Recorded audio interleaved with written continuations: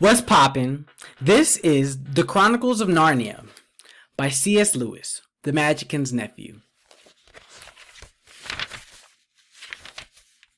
To the Kilmer family. Contents. 1. The Wrong Door. 2. Diggory and his uncle. 3. The Wooden Between the Worlds. 4. The Bell and the Hammer. 5. The Deplorable World. 6. The Beginning of Uncle Andrew's Troubles. 7. What Happened at the Front Door. 8. The Fight at the Lamp Post. 9. The Founding of Narnia. 10. The First Joke and Other Matters. 11. Diggory and his uncle are both in trouble. 12. Strawberry's Adventure. 13. An Unexpected Meeting. 14. The Planting of the Tree. 15. The end of this story and the beginning of all the others. 1. The Wrong Door. This is a story about something that happened long ago when your grandfather was a child. It is a very important story because it shows how all the comings and goings between our own world and the land of Narnia first began. In those days, Mr. Sherlock Holmes was still living in Baker Street, and the Bastables were looking for treasure in the Lewisham Road.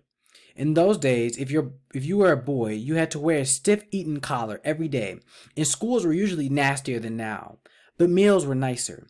And as for sweets, I won't tell you how cheap and good they were, because it would only make your mouth water in vain. And in those days, there lived in London a girl called Polly Plummer. She lived in one of the long row of houses, which were all joined together.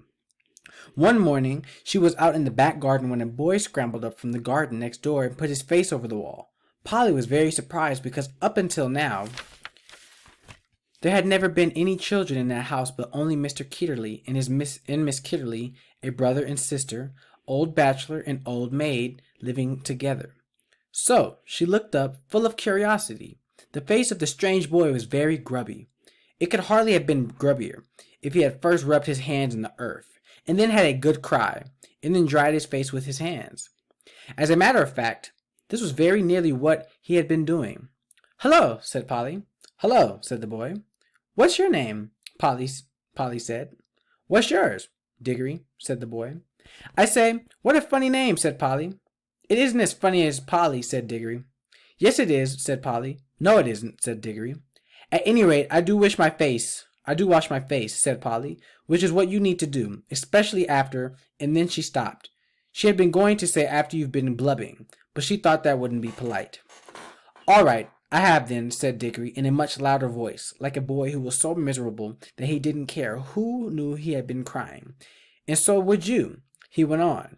"If you'd lived all your life in the country and had a pony and a river at the bottom of the garden and then been brought to live in a beastly hole like this—" "London isn't a hole," said Polly indignantly.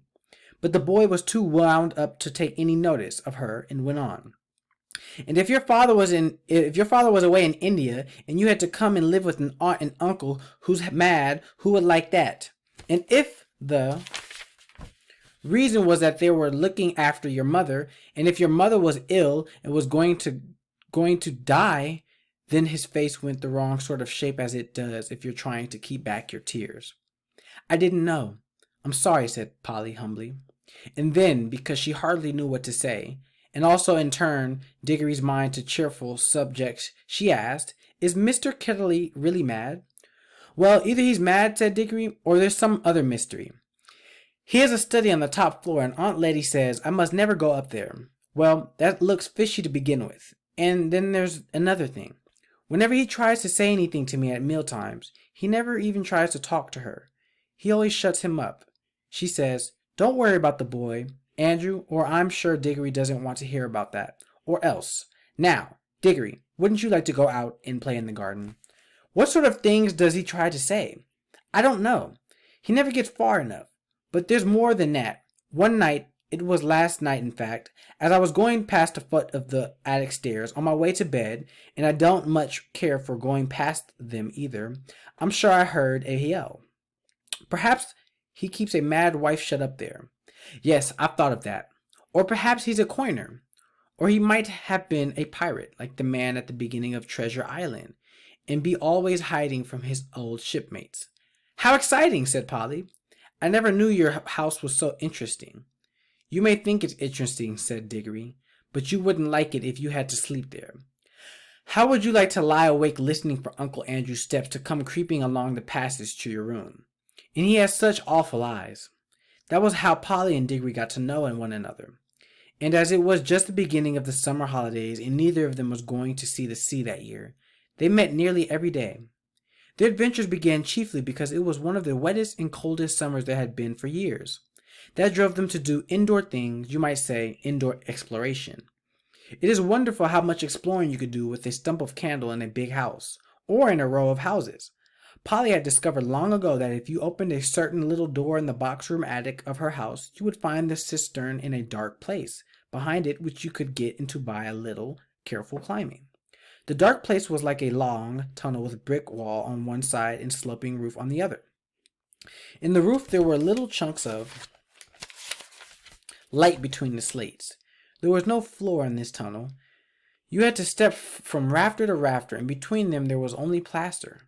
If you stepped on this, you would find yourself falling through the ceiling of the room below. Polly had used the bit of the tunnel just beside the cistern as a smuggler's cave.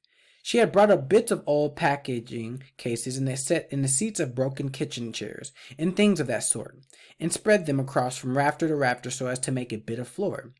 Here she kept a cash box containing various treasures, and a sort she was writing and usually a few apples. She had often drunk a quite bottle of ginger beer in there. The old bottles made it look more like a smuggler's cave.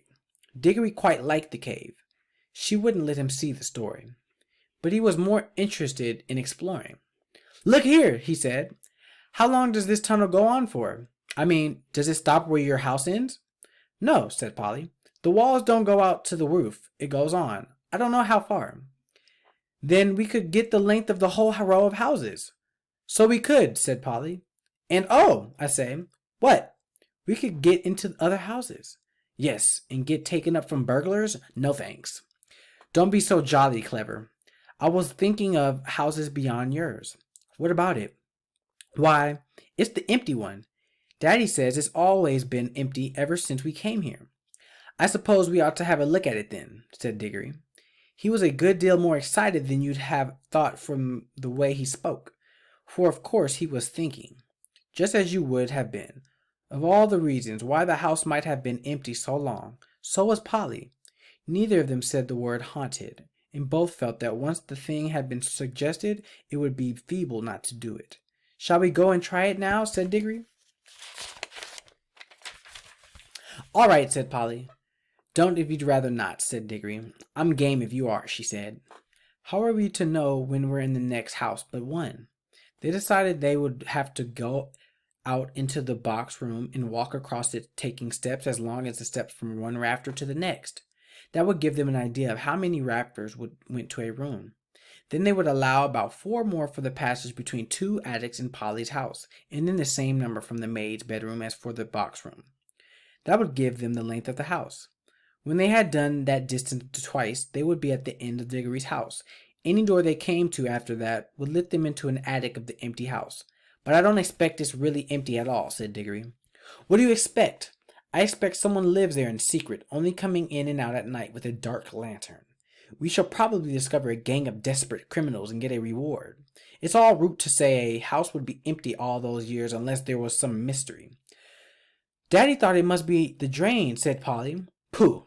Grown-ups are always thinking of uninteresting explanations, said Diggory. Now that they were talking by daylight in the attic instead by candlelight in the smuggler's cave, it seemed much less likely that the empty house would be haunted. When they had measured the attic, they had to get a pencil and do a sum.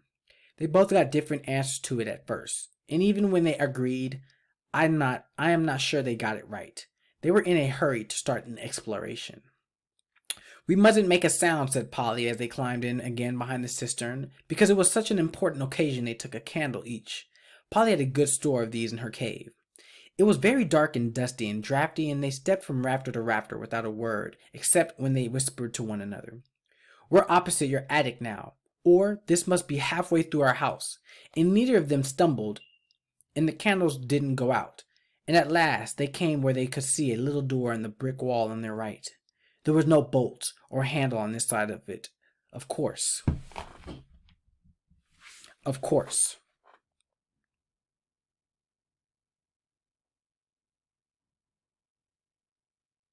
For the door had been made from getting in, not for getting out.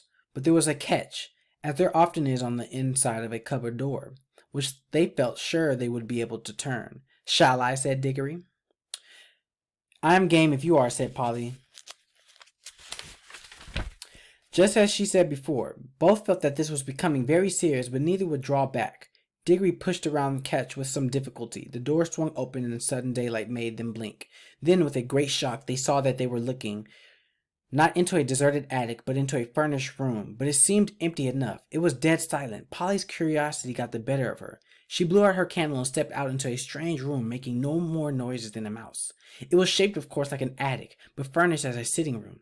Every bit of the walls was lined with shelves, and every bit of the shelves was full of books. A fire was burning in the grate. You remember that was a very cold, wet summer that year.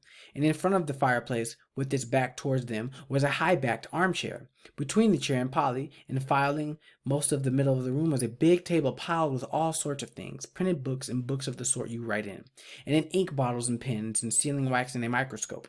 But what she noticed first was a bright red wooden tray with a number of rings on it. They were in pairs, a yellow one and a green one together, then a little space and then another yellow one and another green one. They were no bigger than ordinary rings, and no one could help noticing them because they were so bright. They were almost most beautifully shiny little things you can imagine. If Polly had been a very little younger, she would have wanted to put one in her mouth. The room was so quiet that you noticed the ticking of the clock at once, and yet, as she now found, it was not absolutely quiet either. There was a very faint humming sound. If vacuum cleaners had been invented in those days, Polly would have thought it was the sound of a hover being worked on a long way off, several rooms away and several floors below. But it was a nicer sound than that, a more musical tone, only so faint that you could hardly hear it. It's all right, there's no one here, said Polly, over her shoulder to Diggory. She was speaking above a whisper now, and Diggory came out blinking and looking extremely dirty, as indeed Polly was too.